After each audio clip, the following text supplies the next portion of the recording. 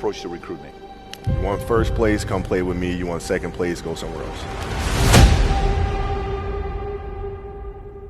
Like, I would watch Magic play. I'd watch Michael play. And I would see them do these unbelievable things, and I'd say, you know, can I get to that level? I don't know, but let's find out.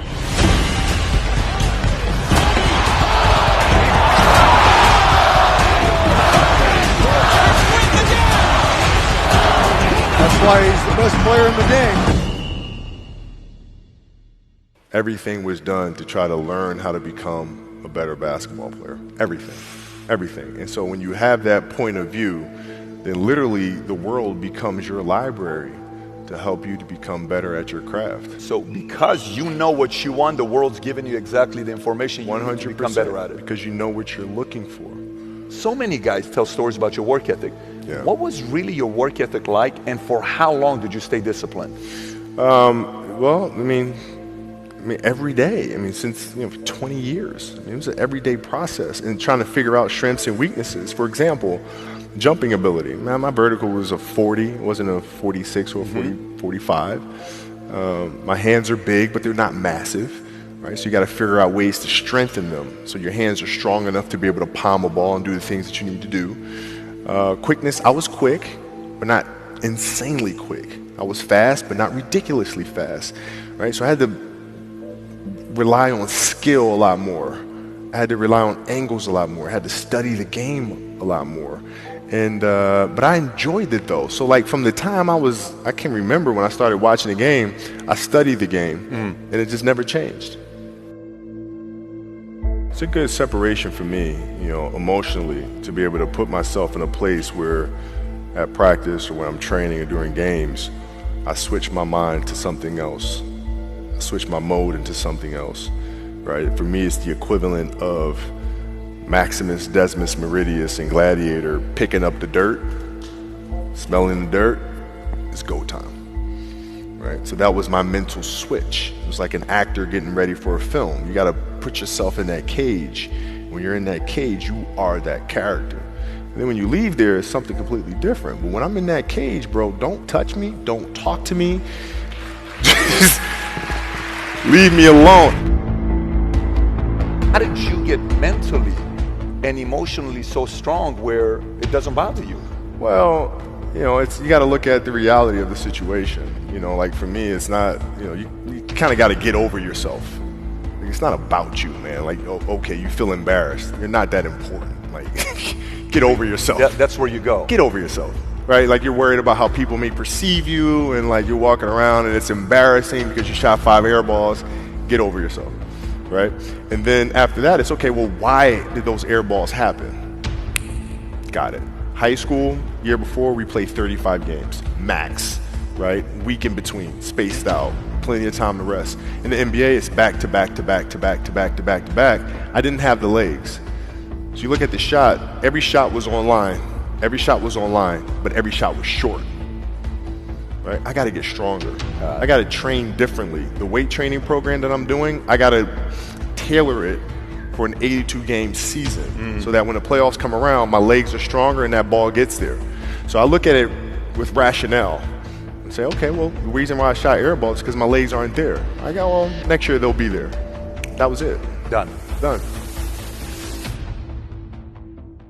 Were there some names that you looked at and says, these 3 guys are as crazy as I am? At the time, I deal with what I've referred to as Goat Mountain. I went to Goat Mountain, and I talked to Magic, Michael, Bird, Hakeem Olajuwon, Jerry West, Oscar Robinson, Bill Russell. So I would talk to them. What did you do?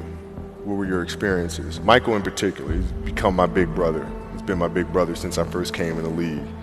And what was that process like?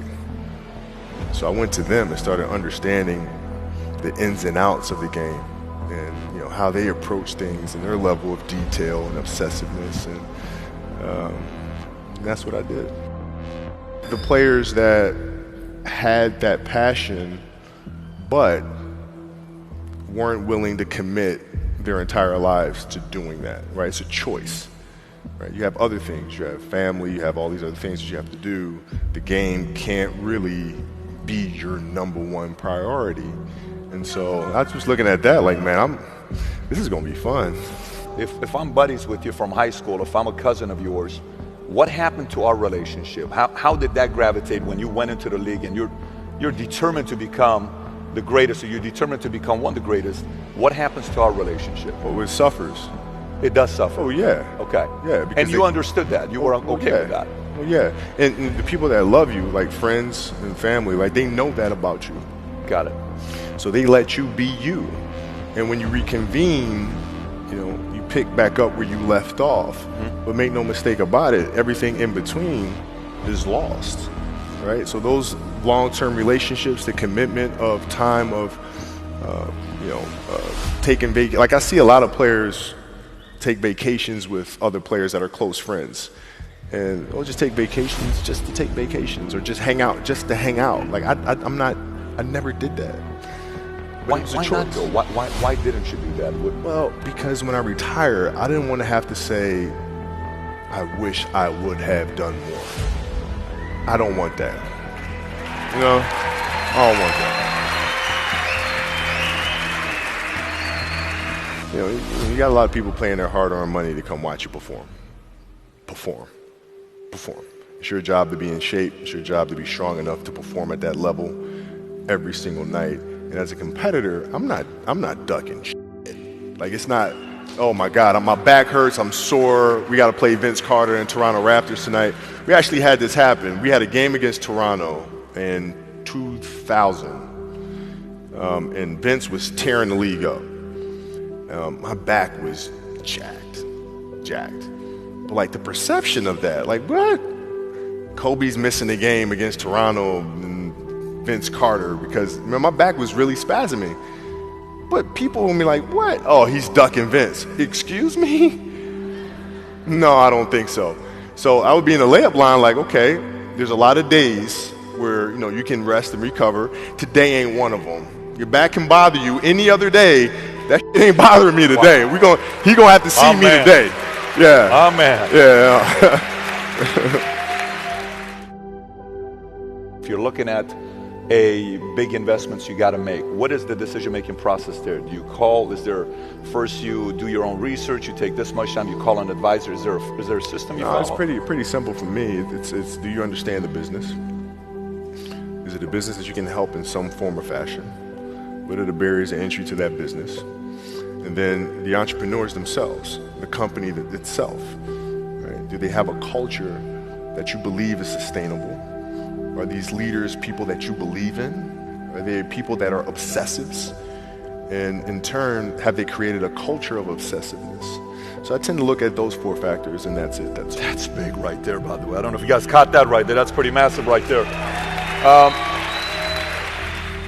Same determination. What's your current work schedule look like today? It's different because I personally am not writing every word of the novels. I am not animating the films. What I have to do now is make sure that the people that we bring in, these obsessives that we bring in, are challenging themselves to do the best job that they think they can do. That's what I'm there for, is for them to constantly look in the mirror and self-assess and challenge themselves.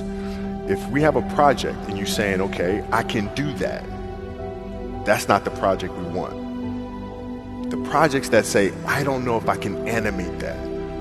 I don't know how to write that story.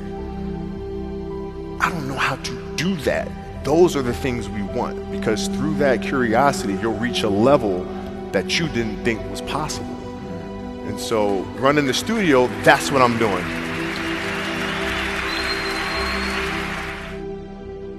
You're playing against the Golden State Warriors. Score is 107-109. You guys are close to getting into the playoffs. You know exactly what happens in the game. You go up, you're about to take your shot, and then all of a sudden, boom, Achilles happens, right? He went and hit the free throws, and then you walked off the stage. Yeah. And you got the surgery done. when I went in the trainer's room, my kids are in there, and they're looking at you and stuff, and I'm looking at them, and I'm like, it's all right. Dad's gonna be all right. It'll be fine. It'll be all right. It'll be all right. It'll be all right. As a parent, you gotta set the example. You gotta set the example. This is another obstacle. This obstacle cannot define me. It's not gonna cripple me. It's not gonna be responsible for me stepping away for the game that I love. I'm gonna step away on my own terms. And that's when the decision was made that, you know what? I'm doing it. I'm doing it. You're a freaking beast, bro. Hey.